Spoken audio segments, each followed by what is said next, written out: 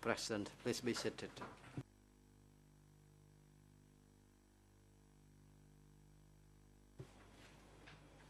The court is now in session. This afternoon, the chamber will hear 2 TCW 960.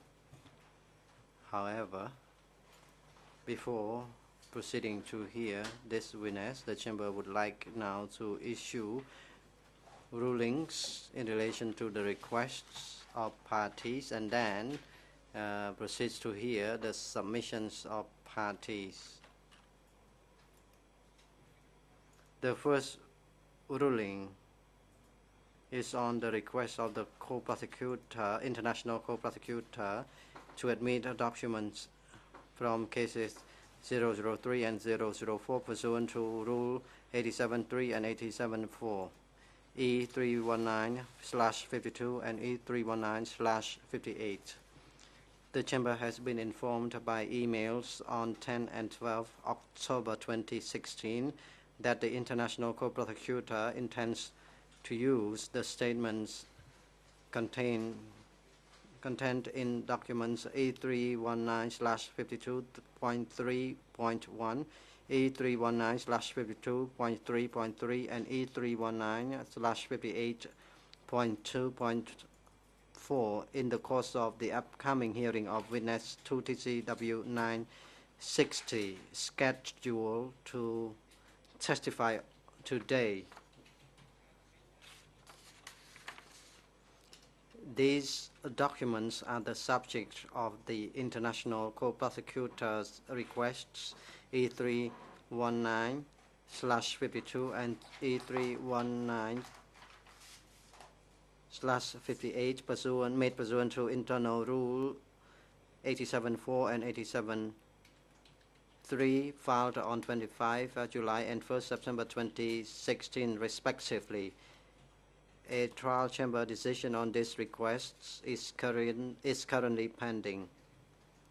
In view of witness 2 TCW 960's imminent appearance, the chamber will rule on the admission of these three documents now. The chamber notes that the Kyusempon defense filed a response to E319/52 on 29 August 2016, objecting to the admission of documents E319/52.3.1 and E319/52.3.3. The chamber further notes that consolidated responses by the Nuon-Chea defense and Kyusempon defense to the internal co-prosecutors 87.4 requests E319/56 and E319/58 were filed on Monday 10 October 2016, in which they object to the admission of E319/58.2.4. The admission into evidence of documents E319/52.3.1, E319/52.3.3, and E319/58.2.4 is opposed on the grounds of untimeliness and irrelevance. Having considered the submissions of the parties, the chamber, noting the requirements of internal rules 87.3 and 4, decides to admit the following documents into evidence and assigns them document number in brackets E319/52.3.1 in bracket E3/10682 and its attachment E319/52.3.1a in bracket E3/10682a, E319/52.3.3 in bracket E3/10682 10683. E319/58.2.4 in bracket E3/10684. Written reasons will follow in due course.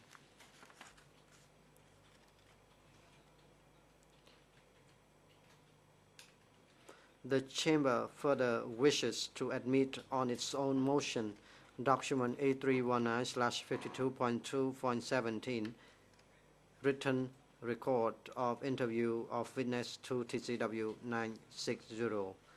Document A319/52.2.17 contains 5 attachments, all of which are photographs. A319/52.2.17.1 through 5. The Chamber recalls its practice to admit into evidence all prior statements of civil parties or witnesses who appear before it pursuant to Internal Rules 87.3 and 4. The Chamber, therefore, in the interests of justice, admits into evidence document A319/52.2.17 and its 5 attachments, and assigns them document numbers E3/10681 and E3/10681.1 through 5, respectively.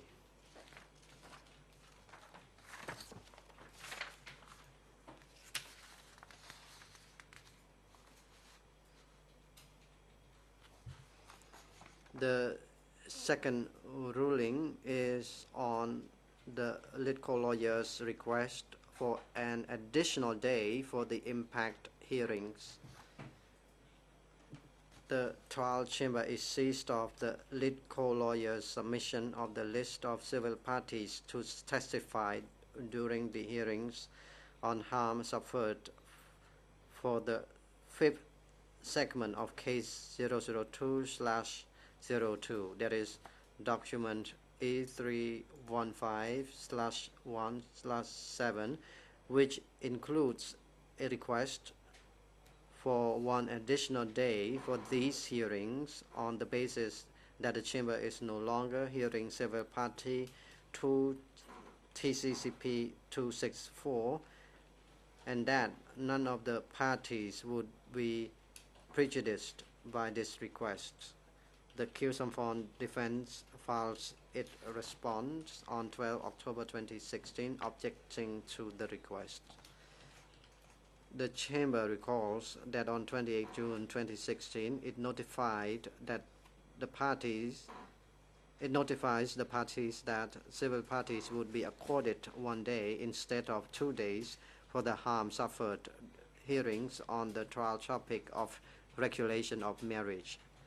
Noting the large number of civil parties selected, document E421. While the Chamber notes the LITCO lawyer's submission that civil party 2 TCCP 264 has since been found unfit to testify for medical reasons and has been withdrawn from the list of appearances in relation to the trial topic of regulation of marriage, document E29/493/2, it also notes that it has added civil parties 2 TCCP 284 and 2 TCCP 1064 to its list. Overall, 16 civil parties have testified or will testify during the course of case 002/02 on this topic, 9 of whom are appearing during the segment on regulation of marriage.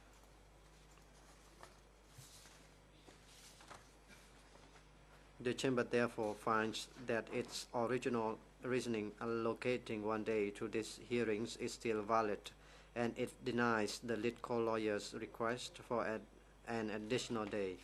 The Chamber orders lead co-lawyers to file a revised submission of the list of civil parties to testify during the hearings on harm suffered for the fifth segment with a proposed schedule of 1 day. Next, the Chamber is intended to hear the oral submissions on the request of the defendant Nguyen Chia, in accordance with Rule 87.4. The Chamber is seized of the request of the defense team for Nguyen Chia under Internal Rule 87.4 to admit a document into evidence, and the request under Internal Rule 93 in relation to the two documents on the expert 2 TCE 98, which were filed on 11 October 2016, document E445/1. In the schedule, the Chamber is intended to hear 2 TCE 98 next week. On 12 October 2016, the Chamber informed the parties that the Chamber is intended to hear oral argument or submission of parties in relation to the request E445/1 today after the conclusion of the testimony of Pan Sok Chan.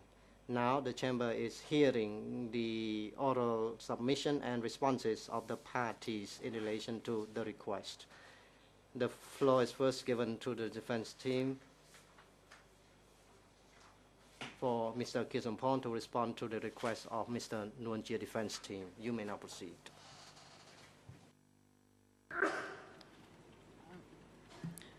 Merci. Merci, Monsieur le Président. Thank you, Mr. President. In principle, we do not object to the application made by our colleague of the Nguyen Chia team. The elements they want to tender into evidence are relevant to the testimony of the expert who will appear subsequently. As regards the time, we do not have any difficulties because we know that the Chamber has scheduled that witness.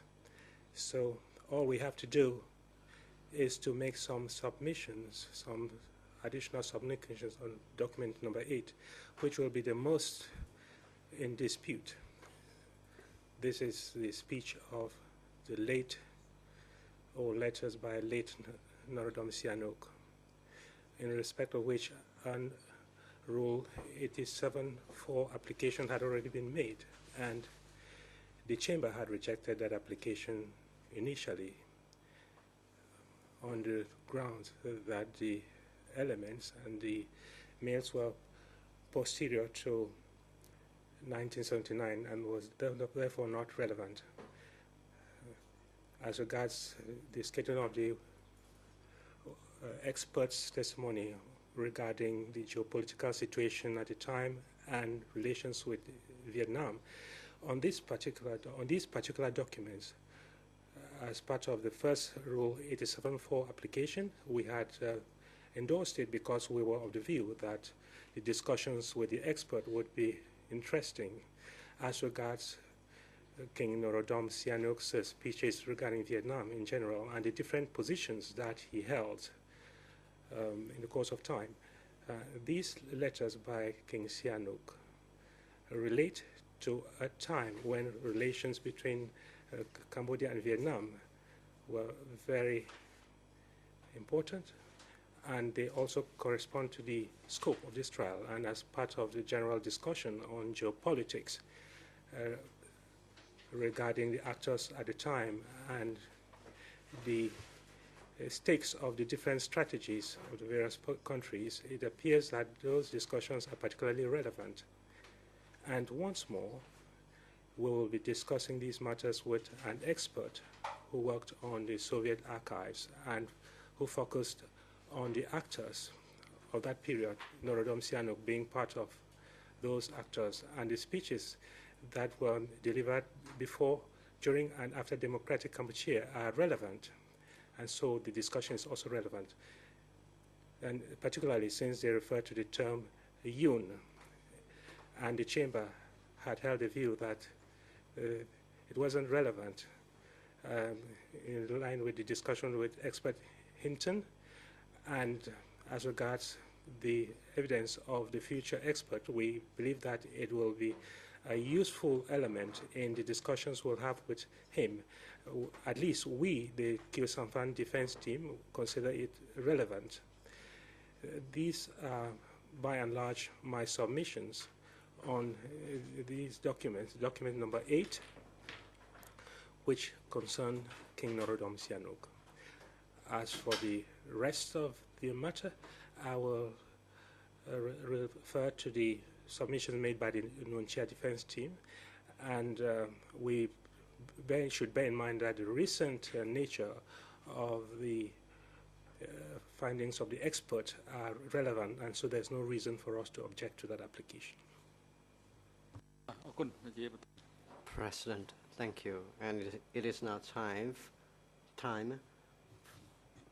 for the deputy co-prosecutors to respond to the request. International co-prosecutor, rather, to respond to my apology. So you may now respond to the request of Mr. Nunchia defense team. Thank you, Mr. President. First, we respond with the proviso that we haven't had a chance to study these documents in depth. I think they were filed 1 or 2 days ago. We were notified of them, I think on the 11th, and it's about 300 pages. But in general, we know the Chamber's practice on granting 87-4s for documents that were available before the start of the trial, as all of these are. We would note that all of them have some relevance. Our view is that none of them are exculpatory. That's one of the factors Your Honors consider. Many of them are authored by the expert who's coming to testify. And in line with the general practice about witnesses, we would not object to the admission of any of the documents authored by the expert. So I think that would be the first attachment, the second, the third, the sixth. We would object as of no real relevance the other documents, with the exception of the last, the eighth, which counsel for Kiew Samphan just addressed, which are various letters from Sihanouk, His Majesty, to the Vietnamese government. These are certainly relevant. However, we would ask that if they are admitted, in line with the prior ruling of Your Honors, that rebuttal evidence could be considered when new evidence is admitted, that 3 additional documents come in. We sent those by email because we think it's important to present the views of King Norodom Sihanouk in a fair and in total, and not selectively.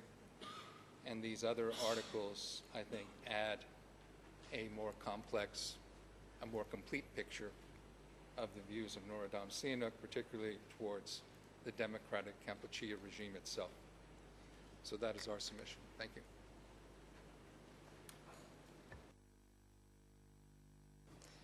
President, thank you.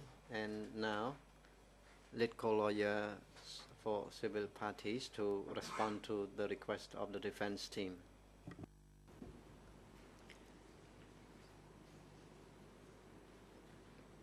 Merci, Monsieur. Thank you, Mr. President. We will rely on the discretion of the chamber.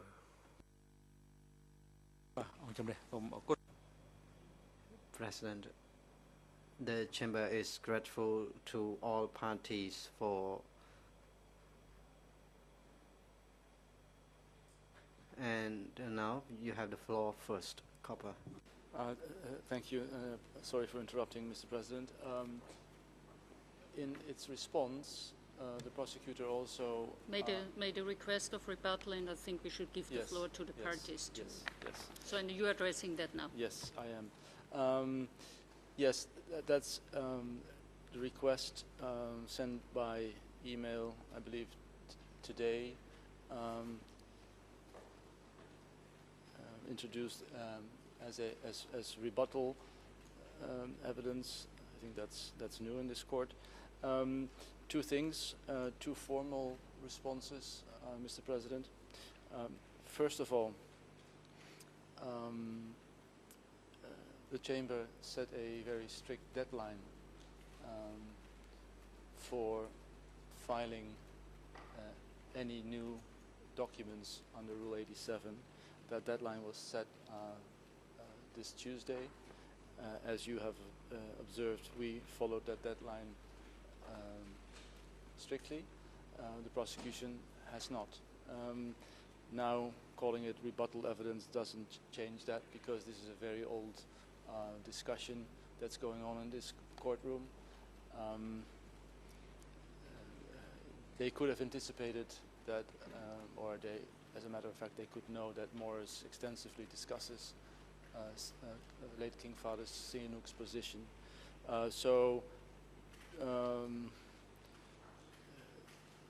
The mere fact remains that the prosecution is too late with its request. Secondly,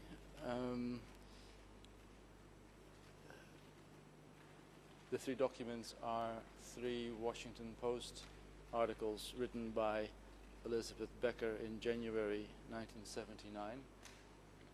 Although we see the relevance as such of the documents, I would like to remind the Chamber that we have filed recently two 87 requests, all in relation to the armed conflict with Vietnam,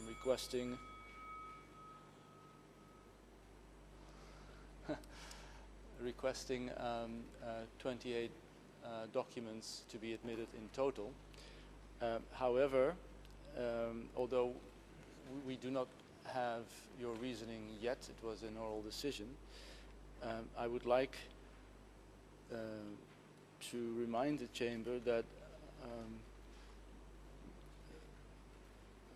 publications of another expert, Nayan Chanda, in the Far Eastern Economic Review, which are more or less the same type of articles.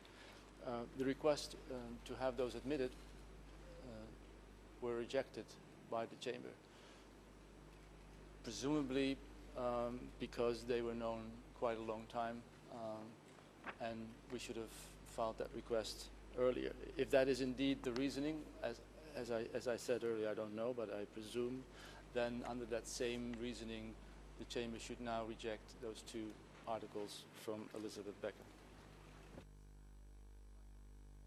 A very short comment when it comes to the rebuttal evidence thing. I don't want to be too expensive on that, but I refer Council to our decision E421/4,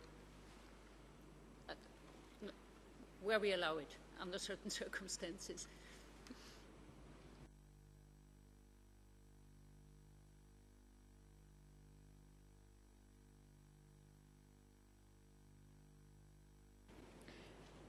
Merci, Monsieur le Président. Thank you, Mr. President. Very briefly, as regards the co-prosecutor's application, as I pointed out earlier, the issue of the mails and the position of Norodom Sihanouk had been dealt with previously by the defense teams. It is true that if the prosecution had been of the view that the position of King Sihanouk was very important, they should have done so at the time. They didn't do so. Then, now, I do not know whether the Chamber views the matter as one of probative value, but the documents that the non-chair defense team is seeking to tender into evidence are from Norodom Sihanouk directly. Now, we're talking of commentaries by Elizabeth Baker on the position of King Sihanouk, as part of the relevance of King Sihanouk's, the importance of knowing King Sihanouk's position, we would allow the chamber to determine its importance. But this is a topic that is very important for the prosecution. That was not the case in the past. When I look at the responses that were made when we requested that prior speeches and mails be tendered into evidence, the prosecution was of the view that it wasn't relevant. So I would like the chamber to take into consideration this past position or posture of the prosecution. I rose to my feet earlier just to make the point that Judge Fens made. My recollection was that the decision of Your Honors specifically allowed the prosecution to make additional 87 4s after